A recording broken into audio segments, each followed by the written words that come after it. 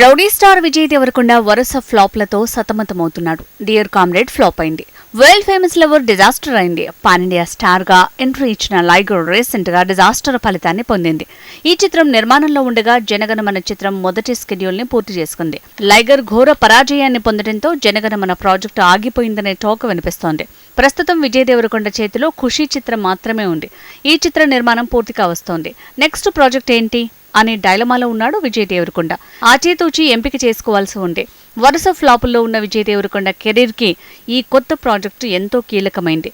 అప్పుడెప్పుడో విజయ్తో సినిమాని చేస్తానని ప్రకటించిన సుకుమార్ పుష్ప 2 పూర్తి చేసేసరికి 2 సంవత్సరాలు పూర్తయినా ఆశ్చర్యం లేదు.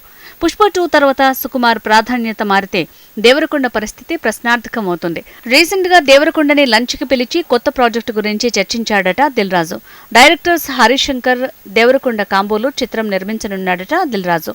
మరొక ఆప్షన్ గా ఇంద్రగంటి మోహనకృష్ణ, దేవరకొండ కాంబోని కూడా ఆలోచిస్తున్నాడట దిల్ రాజు. ఖుషీ షూటింగ్ పూర్తి కాగానే ఈ కొత్త ప్రాజెక్ట్ లైనప్ కానుందని తెలుస్తోంది.